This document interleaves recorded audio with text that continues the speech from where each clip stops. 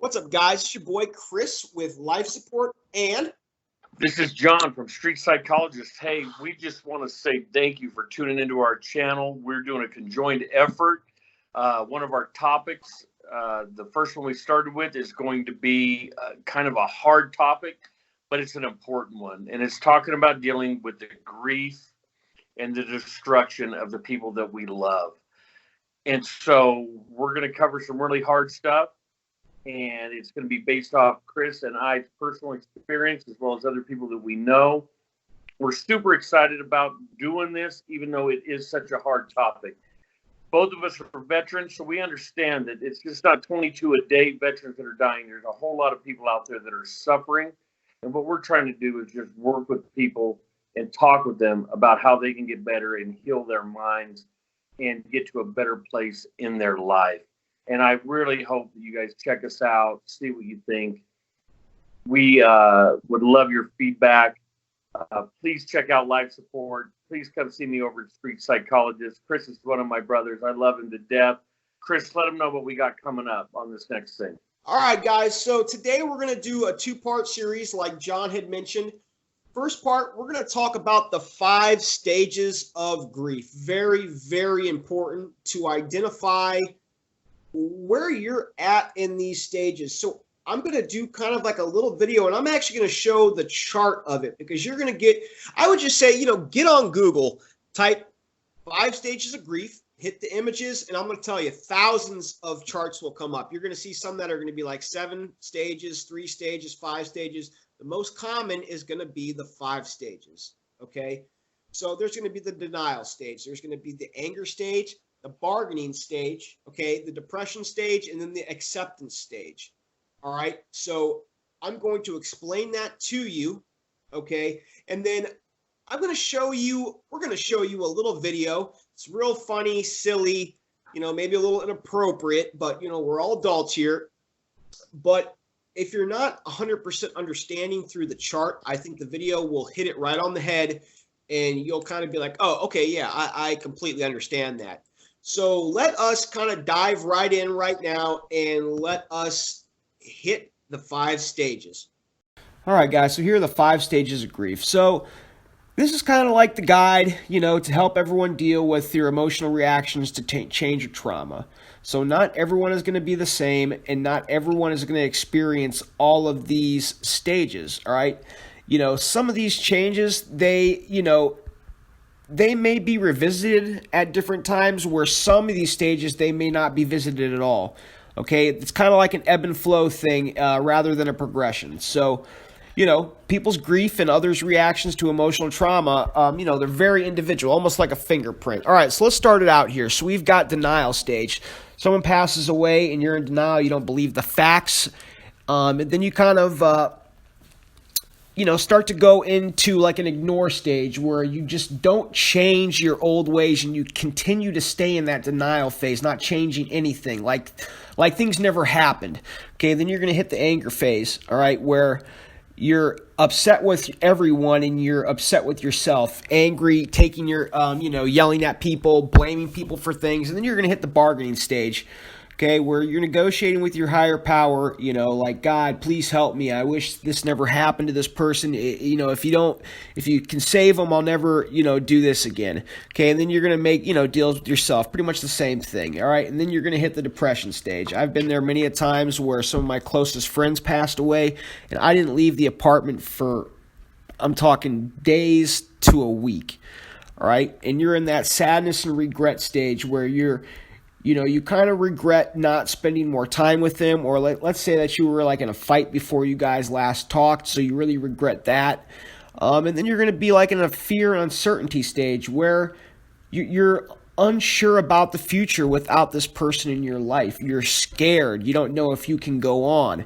All right, and eventually you're going to hit the 5th and final stage of acceptance, okay? So you're going to stop struggling to resist. So you're going to come out of that denial. You're not going to be angry. Okay, there's going to be no bargaining, and you're out of the depression and in a better mood, and there's going to be like an emotional detachment. You're still going to think about this person, but all of that is over with, and you're moving on with your life. All right, so that is the basic 5 stages of grief. Now we are going to show you a video, kind of a crazy little cartoon, pretty funny, that should help explain a little bit more if you're not fully understanding the graph here. So let's take a look at it real quick. Uh-oh. It's no big deal. It's probably not even quicksand. I'm gonna have a good laugh about this tonight with the guys.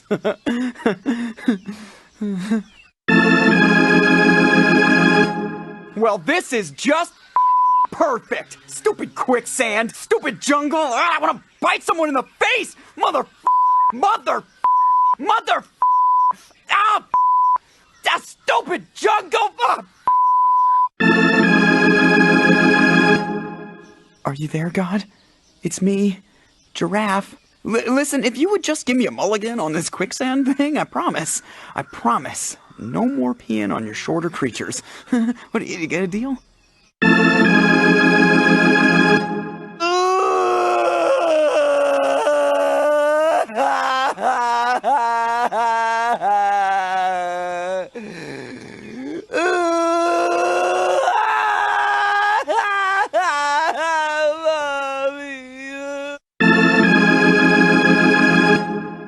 You know something? I'm cool with this.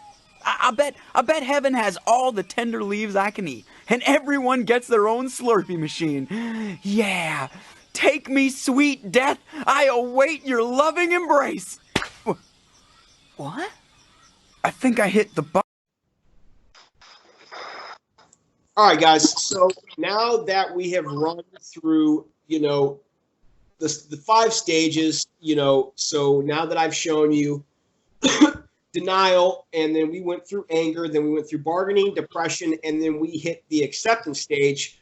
I kind of want to know, John, I want you to kind of recap a little bit. I want to know what your understanding of this is and how it affected your life as a child, teenager, in the military to now, because I think throughout our life as we get older, those stages change.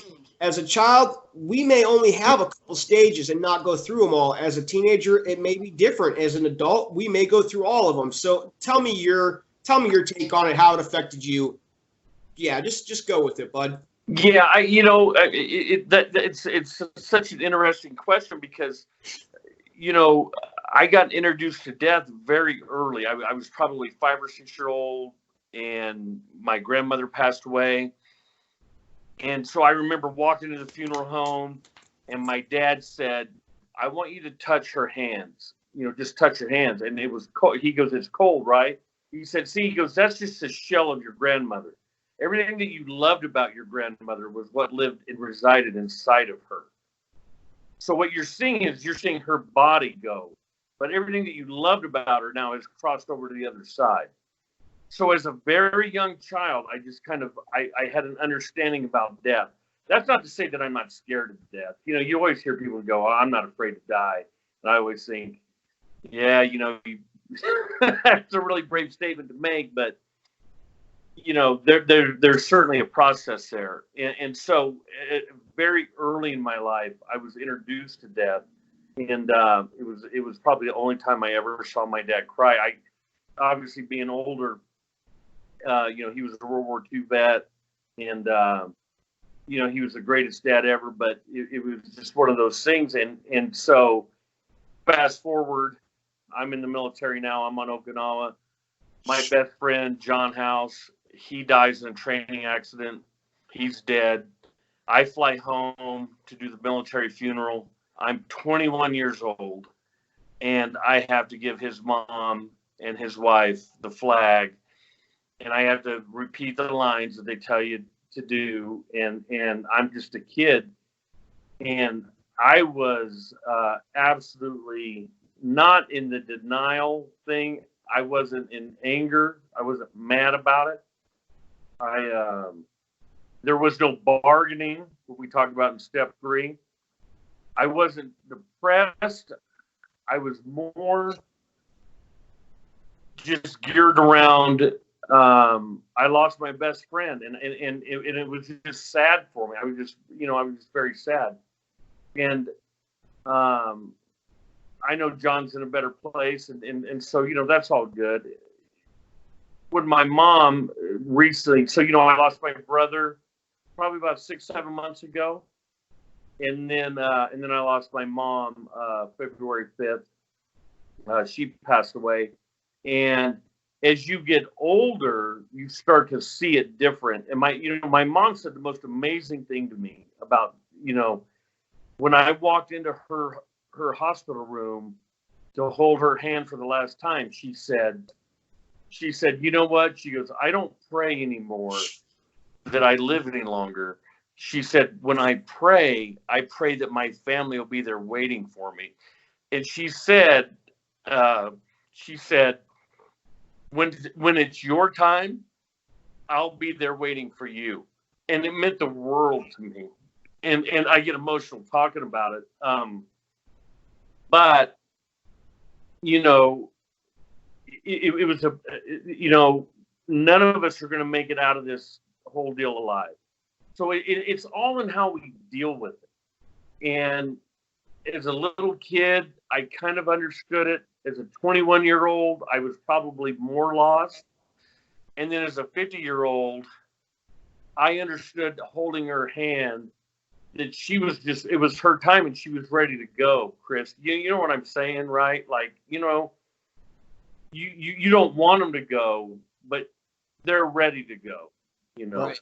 They're not leading their, you know, she wasn't having a happy existence. And so the grief involved with that almost comes from a very personal, almost jealousy standpoint of you always want those people to be around because they were always such a huge part of your life. And then when they're not around anymore, you're the one that feels sad about it, but they're the one that's in a better place, right? You and I have both lost people, you know, in our military careers. I've been to Arlington Cemetery and you know, when you walk in there, there's a kiosk and you punch in your friend's name and it gives you directions on how to get there. And you just get to spend some time, you know, being with them. And always a tough deal. And so I think why this is such an important topic. It's a great one that we picked, even though that it's a hard one, is that everybody to some degree understands loss, right? That's one thing that we all have in common. It doesn't matter your skin color, your religious belief, whatever. We all understand loss to some degree. And so I know you're going to get into, you know, some of the steps, talk to me about what I'd like to ask you is talk to me about when you started losing people in your life at an early age, whether that be in the military or family or whatever. I think I'm of the belief that sometimes all those 5 steps don't apply to you, right? Like I was never in denial. When somebody said they were gone, I was like, oh, they're gone. That doesn't mean that I didn't care about them. I absolutely did. Where were you at in the step process? So if you were to look at it from the 5 steps, when somebody came up and said, hey, so-and-so, he's no longer with us. Where were you at, kind of like emotionally, like on if you were to try to address it from that 5-step process, where were you? Was it people? It can be anger, and I understand that. You know, I mean, depending, if your child gets taken out by a drunk driver, I understand that. If you have a best friend and they get blown up by an IED, you understand that. Where were you at on that, the whole progression of that part of it? I guess when I was like younger, I'm talking under like 13, 14 years old. Like the first real like death that I experienced was my Uncle Jim. He had colon cancer. He was a big guy, 6 foot plus, big guy, just a big guy. And when he had colon cancer, I mean, it pretty much shriveled him up, and it was very quickly. And, when he passed, I remember my parents brought me and my sister into the living room, and they said, hey, Uncle Jim passed away. My sister started crying. And I didn't cry. I just didn't, I didn't really feel anything. And I mean, do you feel like that was an age? Was that because of your age, or was it a lack of connection with him? What was it that didn't necessarily take you to a level of, oh my God, he's no longer in my life anymore? So I think it was more of a connection thing, because then I remember maybe a little around the same age, maybe just a little bit older. I remember me and my mom and my sister, we were coming home from something, I don't know. And my mom got a call on the phone, and we were all still in the car. We were like just pulling, or she got a call while we were driving, and we were getting close to the house. And like, you could just hear in her voice, like the panic. And, she started crying and was like, no. And like me and my sister, were like, like, what's going on? What do you like? What's going on? And like, I thought something had happened to my dad. And, I like freaked out. I lost my shit. Like, I got out of the van, and like, I ran. I don't even remember where I went, but like, I remember, okay, I ran into the backyard, and I'm glad I didn't break the window, but like, I picked a chair up, like a lawn chair up, and like one of those heavy metal lawn chairs, and I threw it into one of the windows, because like, I was so angry. So it was like everything like sped up for me in a way.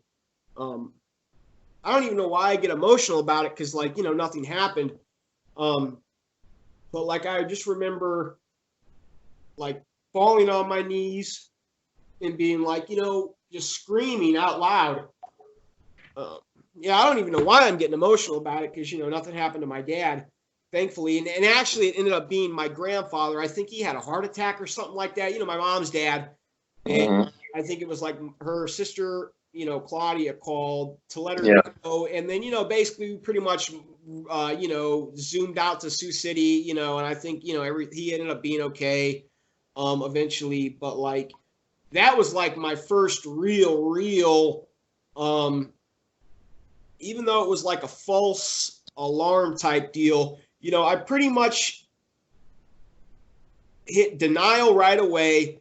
And then I hit anger, and then bargaining. And I didn't make it to depression or acceptance, because it was a false alarm. It didn't happen. So it was basically, boom, denial, boom, anger, boom, bargaining. And then, then I found out. Right. That it wasn't my dad. Yeah. I found out it wasn't my dad. And so, yeah, I think the difference between the two is like the connection. Like, I only saw my Uncle Jim, on holidays. I didn't really see him any other time than that. Sometimes we went out to the lake house. But I mean, other than that, like, I just didn't I didn't spend a lot of time with him. There wasn't really any personal time, so, like my sister said something to me like, something's wrong with you, because you're like, you're not crying or something. But I couldn't even force myself to cry, because there just wasn't any feelings there. Like, yeah, it was sad, obviously it was sad. If you don't think it's sad, then yeah, maybe there's something wrong with you. I don't know. Everyone's different. So I'm not saying you're messed up, but like, everyone's different, so it was just, I couldn't connect. He wasn't close to me. But like I said, with my dad, I flipped out, freaked out, and because that's your dad, but I'm gonna. So I want to say something real quick, because I think it's important to capture this. What you did say that was really important was there wasn't a super personal connection there. He was family, but you only saw him basically, like maybe during the holiday, like a Thanksgiving or, a this or that, right?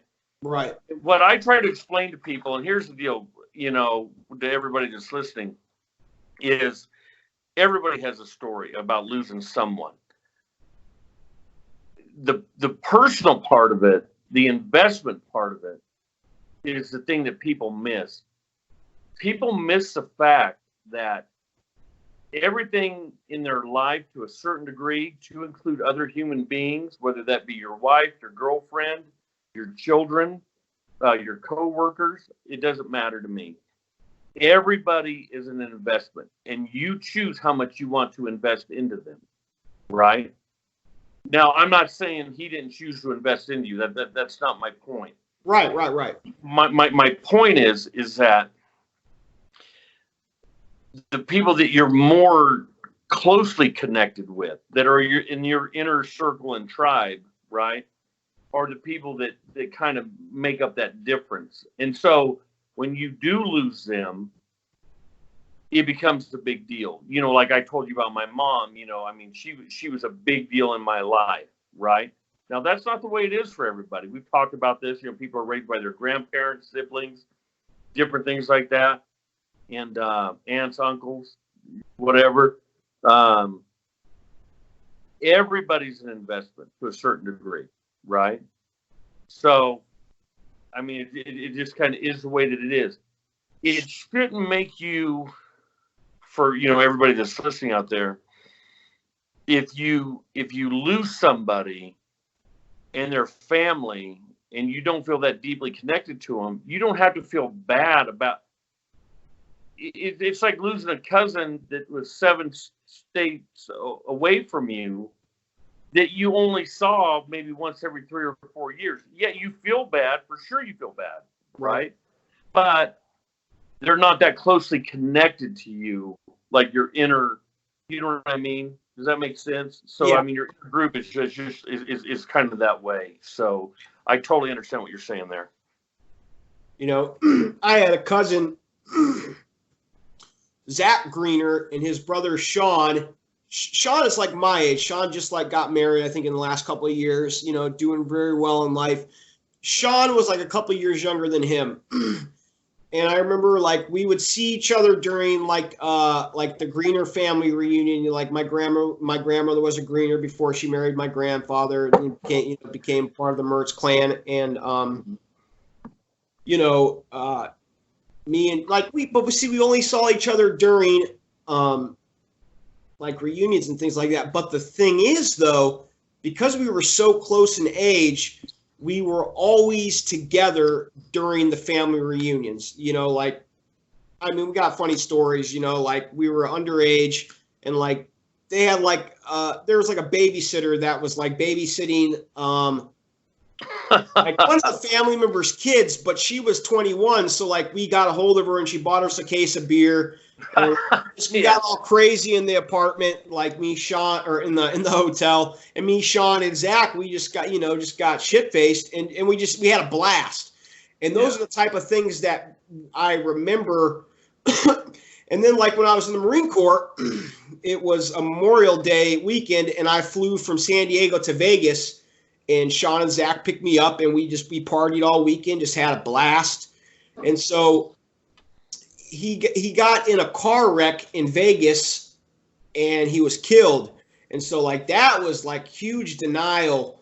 Now, was that on that particular weekend, or was it a different deal? Yeah, this was years later, because the last time I had really seen him was the Memorial Day weekend, and this is probably back in 2008. Probably 2008.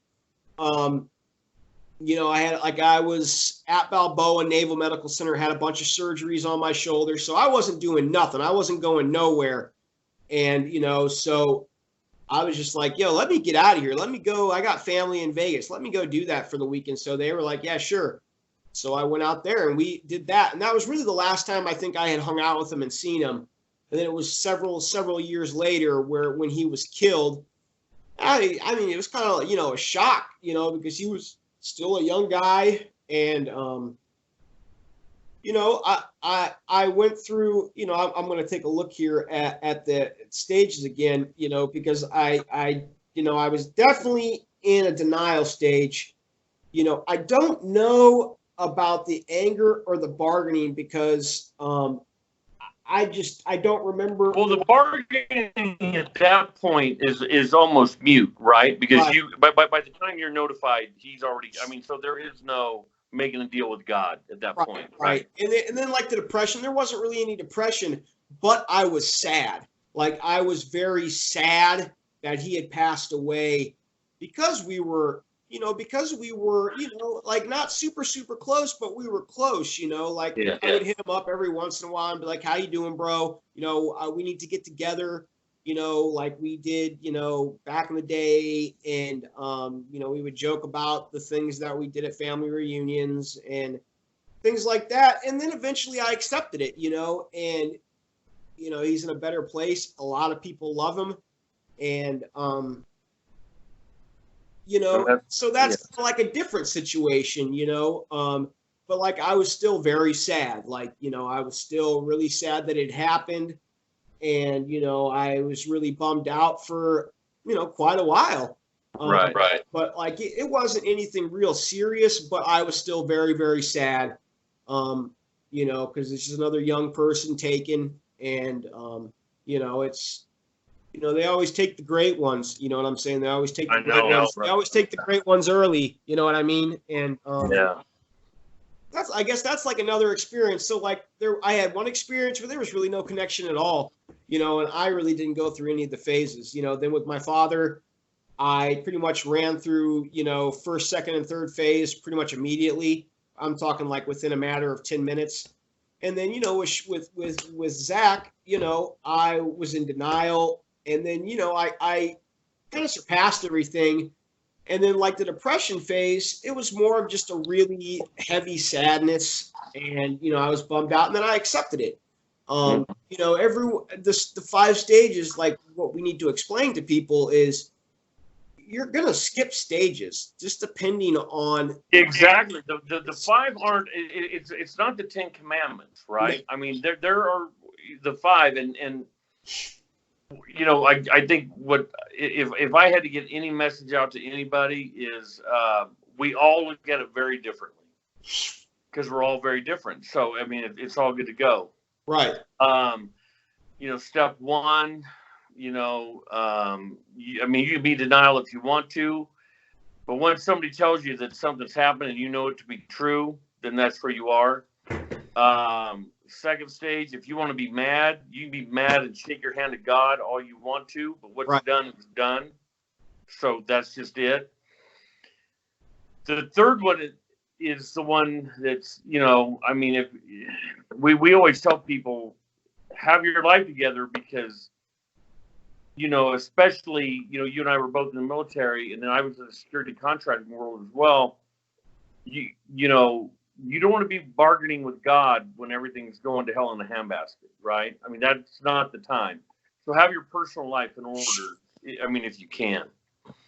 The depression part of it, I believe to be real. I've never suffered from it, but I know that it to be an absolute real and true thing. Yep.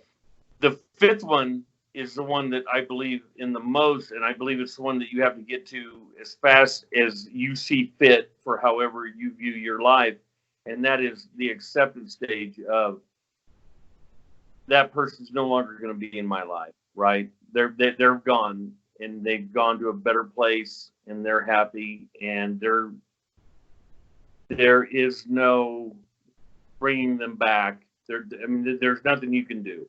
Right. I like what you said about basically like a timely manner. You need to understand that let's say you hit denial, okay, and then you hit anger, and then you skip bargaining, but let's say you don't hit depression until like 6, 7, 8 months later. Like none of these have to happen in a certain time frame.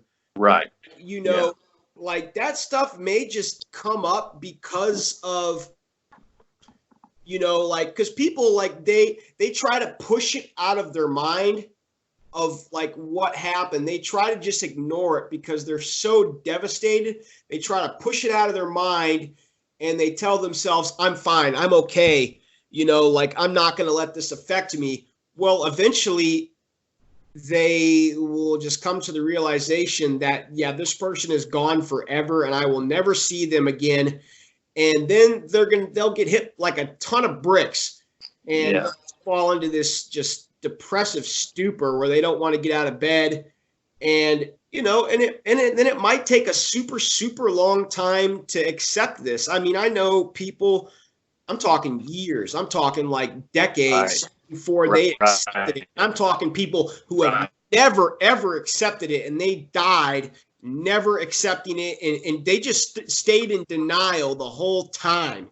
Like a combo of denial and depression, the whole and singer, like just their whole life. Like when people lose a child, I don't know what that feels like, but by just observation, like they're in denial, and then they go to anger, and then they just kind of like stay in like depression for like the longest time, and they don't accept it. And, you know, but like I said, it's different for everybody. Like you're going to observe people and you're going to see different things. Like you're going to be able to pick out like what stage this person is in.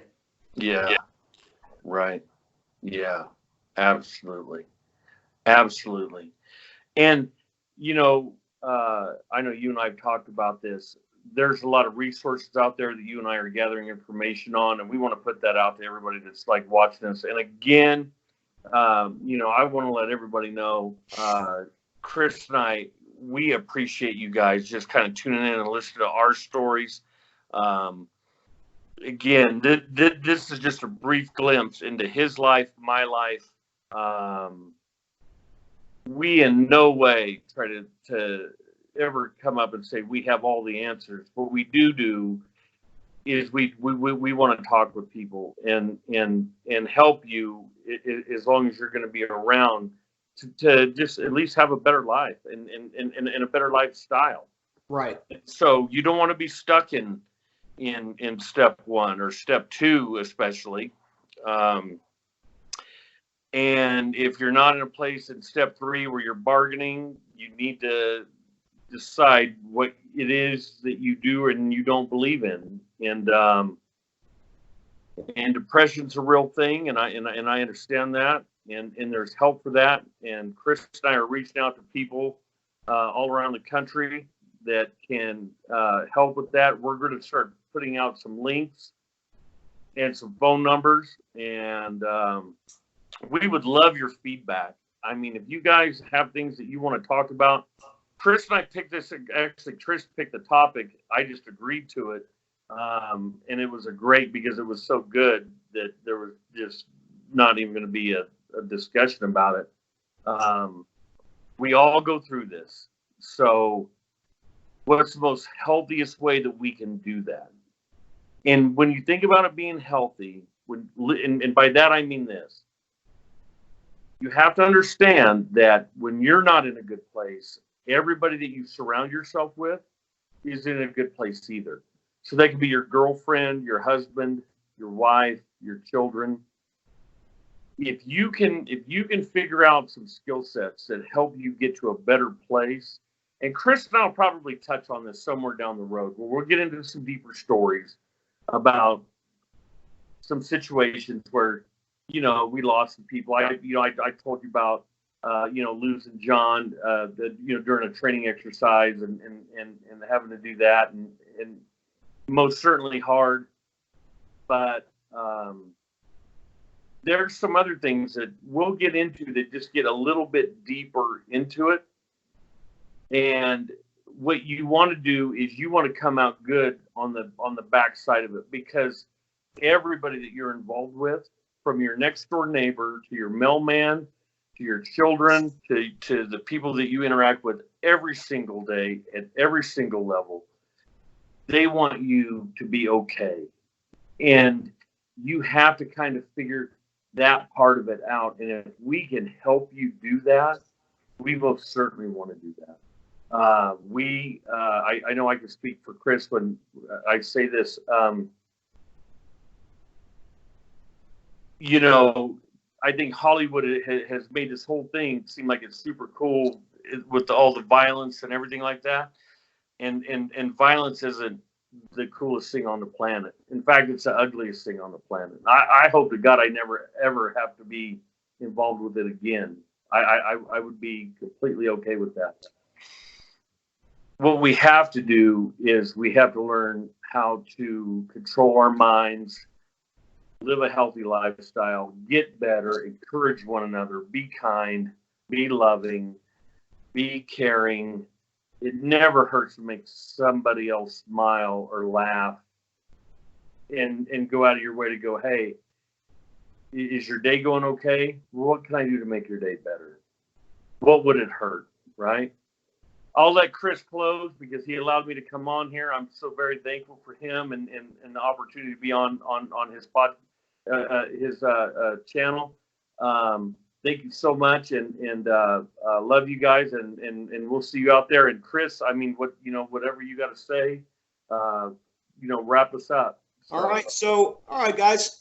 So we've pretty much run through the 5 stages of grief. This is going to be a 2-part series. So next series, we are going to run through like personal stories on like grief and loss that really affected our lives in either positive or negative ways, or just kind of in between, like the big things. So yeah, this is a great topic. I like talking about, especially like with the Kobe thing that just happened. I think it was great timing, especially because of John's mother. I was talking to John the whole entire time, while he was in California, and I got some good insight from that, and kind of pretty much just got to watch everything as it unfolded and as it happened and how it ended. And I think it ended very well for John. John got to hear a lot of things that he never got to hear before. And I think really it was a beautiful moment, to be honest. It was a beautiful thing. And, that's great. So anyways, guys, please stay tuned. And as John was talking about, we want to work on our minds. We want to be able to be in a good place. Like, you're still going to be sad. Like, we don't want to take that away from anybody, because the grieving process, it can be a healthy thing. We all have to get through that, because if you don't, you're going to be miserable forever. If you just don't let things go and don't accept, they're going to eat at certain things in your life. And whether that has to deal with your relationships, like John said, like, because you're in a bad place, don't think that you're the only one that's affected. Unfortunately, everyone that's around you is affected, because I know when I'm in a bad place, I'm a really shitty person to be around. I'll tell you what. And nobody really wants to be around or talk to me when I'm in a bad place like that. It's kind of like every morning when I wake up, I'm in a shit mood. Yeah, so everyone's like, man, you're foul when you wake up. And I'm like, yeah, I know, I got to work on that. But, I want to make a shout out to Joe Troia. He's supporting us.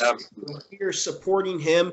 He has supplements that he sells, and one in particular that I really like is called ZEAL. As we kind of grow older, and some of us are not going to be like, working out and running and keeping up in that area, which I think everyone maybe should do a little bit. You don't got to go full blown like weightlifter, CrossFit world athlete. You don't got to do that. Maybe walk, hit the treadmill, just stay active.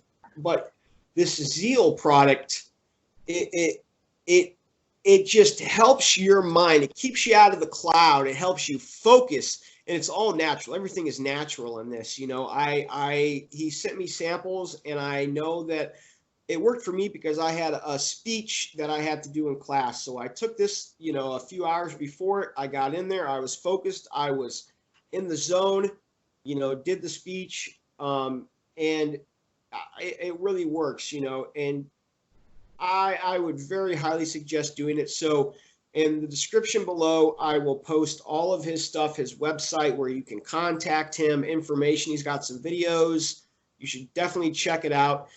So yeah, guys, anyway, I'm just going to kind of end this, wrap it up. Just stay tuned for the next episode. Thank you, John, for coming on. And really, this is my channel. You know, this is both me and John. This is a conjoined thing. So check him out on YouTube at Street Psychologist with Dr. J. You know, we're going to be posting more videos. St. Patty's Day is coming up, so we're going to do something, I think, fun for St. Patty's Day. And yeah, so I think by Sunday, both videos will be posted. And yeah, guys, stay tuned and check them out. Love you all, and I'll see you guys next episode.